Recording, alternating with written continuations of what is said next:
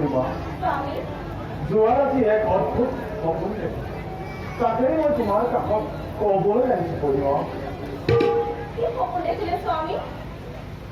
শুনা পূৰ্ণিমা এই ভয়ংকৰ ৰাক্ষসে আহি মোৰ সনে যুদ্ধ কৰি নাচ পাছ পাৰে মোক বন্দী কৰিলে উল্কাপাত ৰক্তপাত হৈছিল সঘনে আৰু কি জানা পূৰ্ণিমা তোমাকো হেনো হৰণ কৰি লৈ যায় এক অদৃশ্য শক্তিয়ে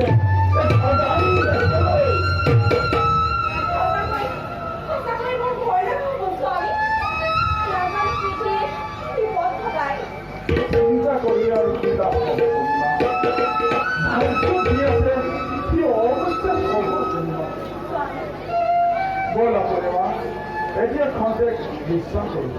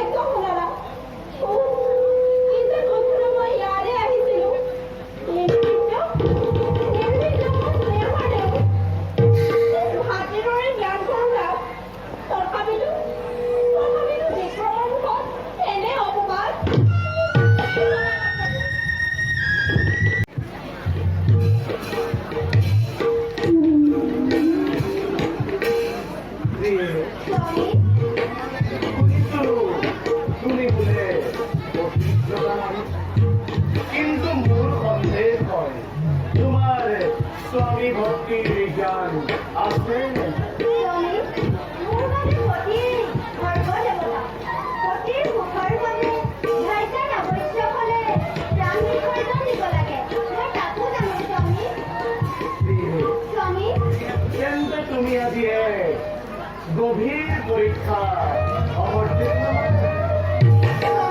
আর যদি তুমি সতী ধর্মের জ্ঞান জানা তেন্তে তুমি আজি সেই পরীক্ষা উত্তীর্ণ হবা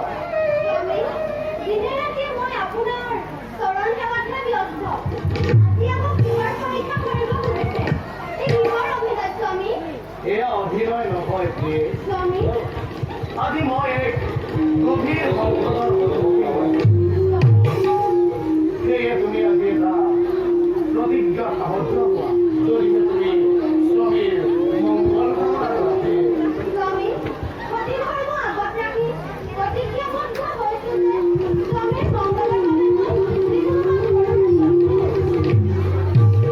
ধন্য প্ৰিয়ে ধন্য তোমাৰ অভিভক্তি তোমাৰ প্ৰশংসা কৰিছো এতিয়া তুমি দ্বিতীয় প্ৰতিজ্ঞা কৰা প্ৰিয়ে স্বামী নামত মই প্ৰতিজ্ঞা কৰি কৈছো যে আপোনাৰ কথা মই কাৰো আগত প্ৰকাশ নকৰোঁ।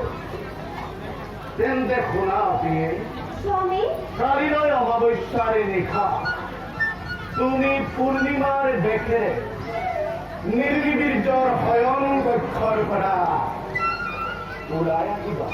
এয়া মোৰ কিহৰ পৰীক্ষা স্বামী? এয়া চিন্তা কৰাৰ বিষয় নহয়। যদিহে তুমি স্বামীৰ সুৰ বাঞ্ছা কৰা, তেন্তে তুমি আজি এই প্ৰতিজ্ঞাত আবদ্ধ হোৱা। হে প্ৰভু, নাজানো পুনৰাবৃত্তি পৰীক্ষা কৰিব খুজিছে। ইয়াৰ ভিতৰত কি উদ্দেশ্য আছে স্বামী? সময়ত তুমি সকলো কথা বুজিব পাৰিবা কিয়ে? মাত্ৰ এটা গোপন ৰহস্য উদ্ঘাটনৰ কাৰণে এই প্ৰচেষ্টা হাতত লোৱা গৈছে। তুমি চাবা যাতে এই প্ৰতিজ্ঞাৰ পৰা তুমি কেতিয়াও বিচলিত নোহোৱা কিয়ে? কি যে ভয়ংকৰ আদেশ! মোৰ সৰ্বহৰি কঁপিব